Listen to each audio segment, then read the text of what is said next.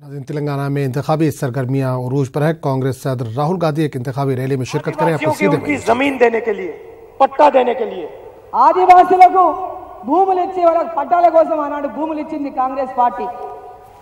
Tribal bill में साफ लिखा था आदिवासियों को जल, जंगल और जमीन का पूरा फायदा मिलना चाहिए।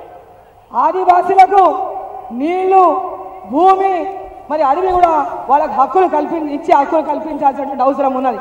इन सब कानूनों को केसीआर जी ने तेलंगाना में रद्द किया, कमजोर किया, खत्म किया। ఇవన్నీ అవసరాల కోసం తెలంగాణలో వీళ్ళందరినీ కూడా ఈ రోజు చాలా అన్యాయం చేసినటువంటి పరిస్థితి తెలంగాణలో ఏర్పడినది। और जब किसानों ने अपनी जमीन की लड़ाई लड़ी, सही दाम की लड़ाई लड़ी, एमएसपी की लड़ाई लड़ी, तो उन पे हिंसा की हमला किया, हथकड़ी लगाई। తెలంగాణలో రైతులు ఎప్పుడైతే వాళ్ళ యొక్క గిట్టుబాటు ధర కావాలని చెప్పి హక్కు కోసం గిట్టుబాటు ధర కల్పించాలని కోరినారో వాళ్ళకు గిట్టుబాటు ధర కల్పించకుండా వాళ్ళకు చేతులకు హత్కడి వేసి జైలుకు పంపింది టీఆర్ఎస్ ప్రభుత్వం। कांग्रेस पार्टी की सरकार जैसे ही आएगी किसानों को हम कर्जा माफ करेंगे।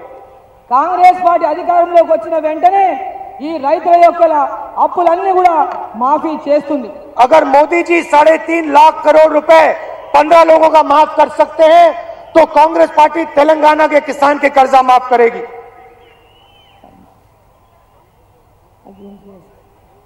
अगर नरेंद्र मोदी जी 15 लोगों का 3.5 लाख करोड़ रुपए कर्जा माफ कर सकते हैं तो कांग्रेस पार्टी तेलंगाना का किसान का कर्जा माफ करके दिखाएगी। మోడీ దేశంలో ఉన్న 10 మంది మాఫీ చేస్తే తెలంగాణలో కాంగ్రెస్ పార్టీ రైతుల రుణాలన్నింటినీ మాఫీ చేస్తుంది।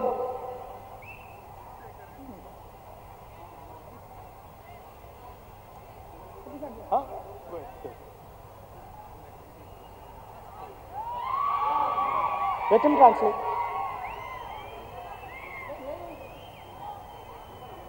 चलेगा? किसानों को सही दाम नहीं दिया, कांग्रेस पार्टी देगी। రైతులకు కరెక్ట్ అయినటువంటి కాంగ్రెస్ పార్టీ ఇస్తుంది, అందజేస్తుంది। మోడీని 15 మందికి మాత్రమే 3 లక్షల రూపాయలు